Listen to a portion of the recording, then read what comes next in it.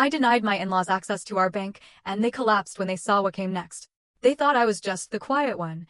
I smiled. Then I moved the money, changed the passwords, closed the account. And when they found out, they didn't yell. They unraveled. This wasn't about money. It was about control. And I took it back. It still makes my hands shake, thinking about that morning. When, the quiet bookkeeper, the peacemaker, the polite daughter-in-law. I thought that version of me would be enough. But in that house, kindness was currency. And silence meant permission. They talked like I didn't exist. Decided things like I wasn't there. My husband just sat there. Let them push. Let them demand. When he mumbled, maybe a joint account wouldn't be so bad. Something snapped. I didn't scream. I didn't fight. I smiled. And I stayed up all night, running the numbers, backing up the files, and planning exactly what they'd wake up to. I used to think peace meant simplicity. A steady job, a clean apartment, a quiet night with tea and a good book. I wasn't chasing big dreams or loud crowds. I was just steady, and that was enough. Before I met Eli, my life was calm. I worked in risk management for a mid-sized finance firm in Stamford. I liked numbers. I liked systems. I liked knowing where things stood. Eli wasn't like that. He was softer. Messier. Kind though. He worked at a non-profit, part-time. He was always talking about social change, about helping people. It was charming at first. Like a gust of wind in a still room. We met through mutual friends. He had this gentle way about him, someone who really listened. Someone who smiled with his whole face. I wasn't used to that. I dated guys who liked to be loud, liked to lead, liked to win. Eli didn't care about winning. So when he said he didn't mind me being the one with the stable income, I believed him. We got married a year and a half after we met. A small ceremony was my plan. Something private, intimate. But then came the suggestions. His mom, Nancy, wanted a church wedding. She said tradition mattered. His sister Chloe chimed in too. Said their family deserved to celebrate this properly. I tried to push back. Eli told me not to worry, they're just excited. They offered to cover part of the wedding expenses. I was grateful, at first. But then came the strings. Nancy insisted on the venue. Chloe emailed a revised guest list, with 40 names I didn't recognize. During the reception, Nancy gave a toast about how strong wives know how to support strong men. I smiled through it. Eli didn't say anything. That became a pattern. After the wedding, we moved into an apartment I had picked and paid for. Eli's name wasn't even on the lease. I handled rent, utilities, internet, groceries. I didn't mind, he had student loans, and his paycheck was spotty. But slowly, something shifted. It started with Nancy's weekend dinners. Just family, she'd say. But the tone was always cold. Questions that felt more like inspections. So, Gwen, how's your budgeting going? Or is Eli allowed to make financial decisions too? Always framed as jokes. But never funny. Chloe would ask how I felt about shared responsibility. Said she had a friend who managed all her husband's accounts, just to be safe. Nancy nodded like it was gospel. Eli just sipped his drink. I brushed it off for months. Told myself they were old-fashioned. Told myself they'd come around. Then, one Sunday dinner, Nancy brought it up bluntly. Don't you think it's time you gave Eli access? It's not right, Gwen. You two are married. I said, he has access to what we agreed on. We split bills. Nancy frowned. But no joint savings? No shared investments? That's not what family does. Chloe leaned forward. You know Mom had full access to Dad's accounts their entire marriage. That's how strong marriages work. I looked at Eli. He was staring at his plate. I asked, is that how you feel too? He didn't look up. Just said, maybe a joint account wouldn't be so bad. My chest burned. We'd agreed, before the wedding, that we'd keep finances separate until we were aligned. Until it felt right. He'd said he understood. That he respected it. And now here he was, folding in front of them like it was nothing. I didn't cry. I didn't argue. I smiled. That was the night I realized they weren't going to stop. It wasn't about money. Not really. It was about power. And I had just enough clarity to start protecting mine. After that dinner, everything shifted. Not all at once. Not in loud, obvious ways. But in slow, deliberate moves, the kind you don't notice until you're already cornered. The next morning, Nancy texted Eli. Let me know when Gwen's free. I have a few financial planners I want her to meet. I wasn't even asked. Just expected. That weekend, Chloe called. She'd scheduled a casual coffee chat with a woman from her law firm, someone who, coincidentally, specialized in joint assets and marital tax benefits. Again, I wasn't asked. Just informed. I told Eli I didn't want to go. He shrugged. It's just coffee. It never was just coffee. It never is with people like them. Every family dinner after that became a chess game I didn't know I was playing. Chloe would drop lines like, I always tell my clients, separate accounts lead to separate lives. Nancy would say, it's not about control, honey. It's about trust. If you trusted Eli, you'd let him in. Then they'd look at me. Smile. Like I was the one with something to prove. Eli? He said nothing. Just nodded. Stirred his tea. Bit his lip. And afterward, when I brought it up, he'd say, they're just trying to help. No. They weren't. They were trying to soften the walls. Nudge the locks. Ease their way in. I started watching closely. One night, I noticed Chloe lingering near our bookshelf, the one where I kept my files. She smiled and said, I love how organized you are. It's smart. Makes things easier, if something ever happens. What's something? I didn't ask. I just smiled back. Then Eli asked if I could help him apply for a new credit card. Said it'd be easier if we used my score. He called it a temporary thing. I said no. 2 weeks later, I got a letter in the mail, a credit inquiry I didn't authorize. When I confronted him, he said it was a misunderstanding. Said he thought I was fine with it. I wasn't. Then came the mail from Nancy. Envelopes marked to Gwen and Eli. Inside? Church pamphlets. Bible verses highlighted in yellow. A wife should submit to her husband. Chloe sent articles on financial harmony and marriage. Printed. Annotated. Every corner of my life. Inbox, doorstep, dinner plate, slowly turned into a campaign. And Eli? He started disappearing. Late nights at the center. Quiet weekends at his mom's. His phone always face down. But every time he came home, he acted normal. Asked if I'd paid the electric. Said thanks for groceries. Kissed my forehead. Like nothing was happening. One night, I woke up and found him in the living room. Laptop open. My name in the search bar. Just checking your LinkedIn, he said. Didn't realize it would wake you. I didn't respond. I just looked at him. He smiled. And for the first time, I saw it. This wasn't my husband caught in the middle. This was a man slowly choosing a side. And I was standing on the wrong one. It happened on a Tuesday. I came home early from work. My head was pounding, and I needed quiet.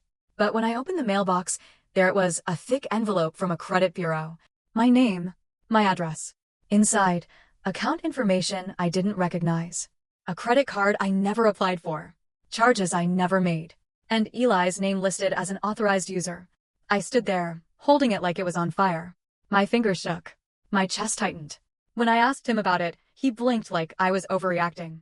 Said, I thought we agreed. We didn't. Well, I assumed. You assumed you could open credit in my name? He just looked away. It's not a big deal. That was the moment I stopped feeling confused. I felt insulted.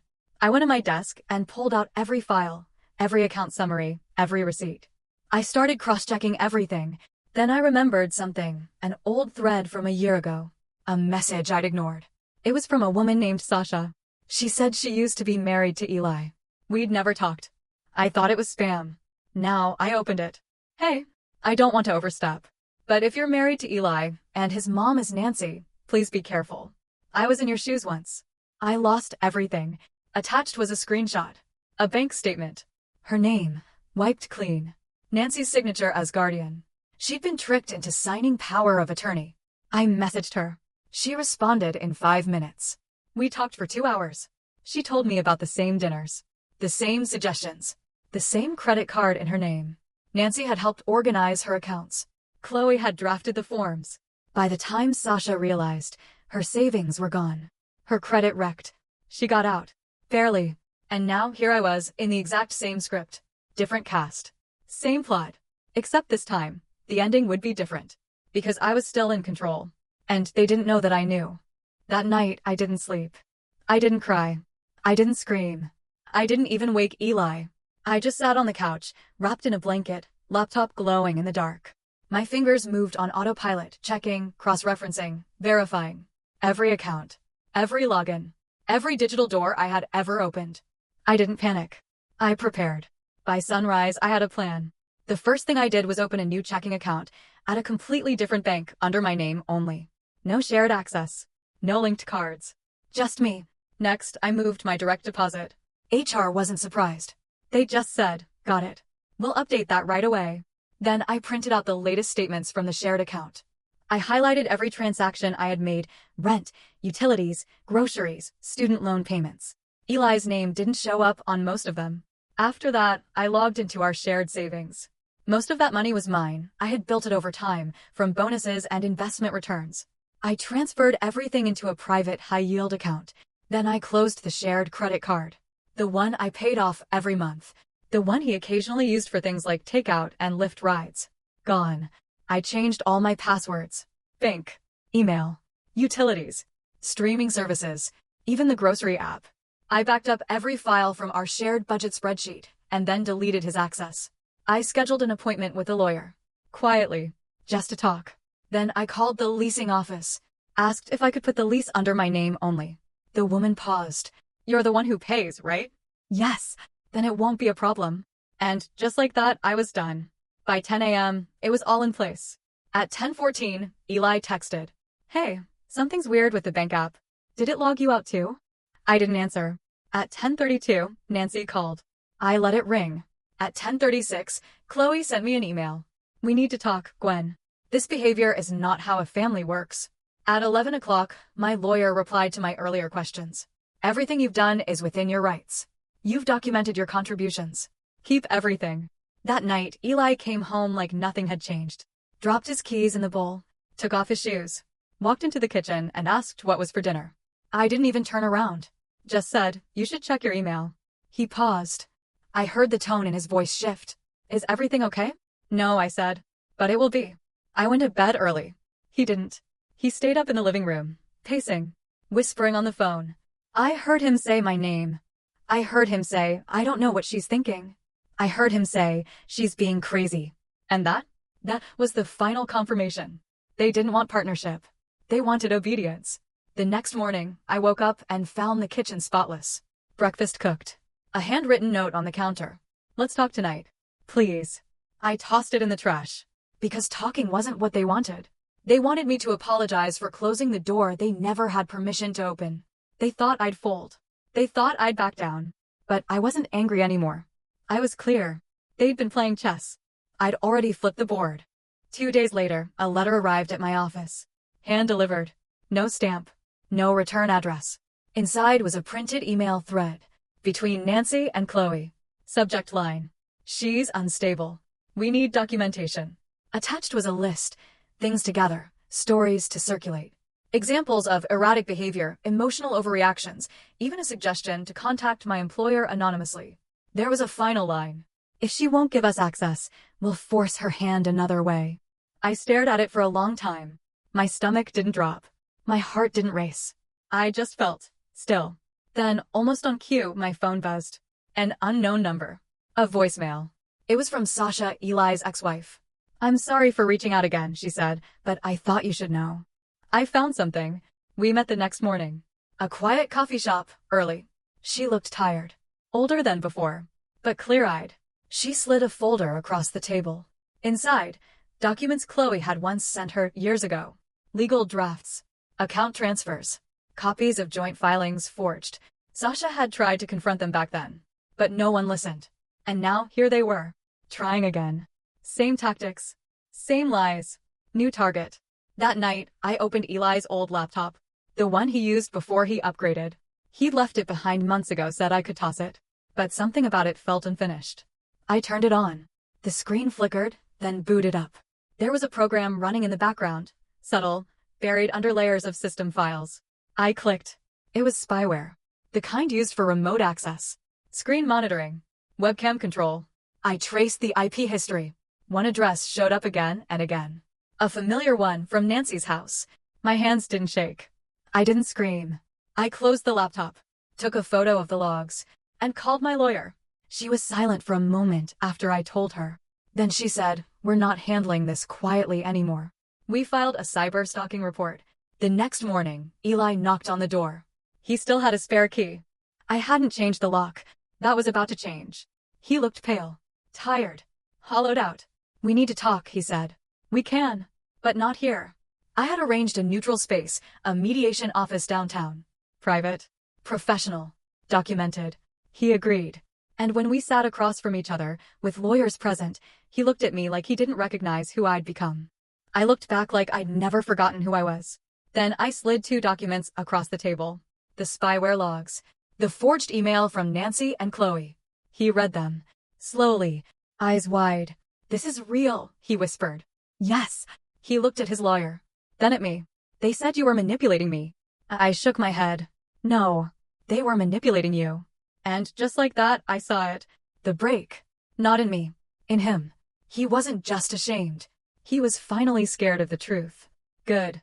Now we could begin. We didn't finish the mediation that day. Eli excused himself halfway through. Said he needed time. Said he didn't know what to believe anymore. I let him go. Because I wasn't there to convince him. I wasn't there to save him. I was there to finish something. That evening I packed. Not just bags, I packed my life into motion. I'd already signed a lease for a small apartment in a different city. Not far, but far enough. Quiet. Clean. New. I didn't leave a note. Didn't make a scene. I just moved. I changed my number. Updated my HR records. Closed any remaining joint accounts, even the ones with 0 balance. Filed a legal request to restrict future financial claims. My lawyer handled the rest. The silence after that was loud, but not empty. Nancy tried calling from her office, her church, even a new number I didn't recognize. I never picked up. Chloe emailed once. The subject line said, "Family deserves a second chance." I deleted it without opening. Eli? He showed up once. At the new building. I watched him from the lobby cameras, standing there with a grocery bag. He never buzzed. Just waited. Then left. 2 days later, the final paperwork came through. Official separation. Financially severed. Legally clean. I opened a bottle of wine that night. Sat on the floor of my new place. No furniture yet, but the windows were big. The light was soft. And, for the first time in months, I felt okay. Not triumphant. Not angry. Just free. No more passive-aggressive dinners. No more gaslighting through concern. No more waiting for someone to stand up for me. I had stood up for myself. Quietly. Entirely. My boss later said, "You've been more focused than ever." I just smiled. "I've been clearing space." "Space for what?" she asked. "Peace," I said. That weekend, I walked to the market. Alone. No texts buzzing. No second guessing. I bought flowers. White ones. Put them in a chipped mug I unpacked first. They looked like quiet victory. And I realized. I didn't need revenge. I didn't need anyone to hurt. I just needed to leave. And mean it. A month later, I got an email from a name I didn't expect. Rachel. Eli's cousin. Chloe's younger sister. We'd only met twice. Brief hellos, polite smiles. Her message was short. "I heard what happened. I just wanted you to know. I saw it too. And I'm sorry." Attached was a screenshot. A group chat. Nancy and Chloe. Plotting again. This time, against Rachel. She had questioned them once. Asked why Chloe had access to her trust fund. Why Nancy kept referring to it as a backup for the family. They called her ungrateful. Said she was letting outside influence poison her sense of duty. I thanked her for the screenshot. I told her she wasn't alone. She replied, "You didn't just get out. You exposed them." That gave the rest of us permission. And, just like that, I understood something. It wasn't just about me. It never was. Frankly, it never is. People like Nancy and Chloe, they thrive on silence. On shame. On daughters-in-law too polite to fight back. On sons too passive to interfere. They don't scream when you yell at them. They scream when you take your power back. Weeks passed. Then months. Word got out about the spyware. About the forged paperwork. About the family control. Nancy stepped down from her church board. Chloe was quietly removed from a pending legal case. Conflict of interest, they said. Eli never reached out again. But I did hear from Sasha. One final time. "Thank you," she wrote. "I thought I was crazy. You proved I wasn't." And me? I bought a second-hand desk. Placed it by the window. Started journaling again. Not to remember, but to release. Some nights, the weight still sneaks in. The what-ifs. The should-haves. But then I look around. My space. My pace. My peace. And I remember. I didn't win by destroying anyone. I won by walking away before they could destroy me.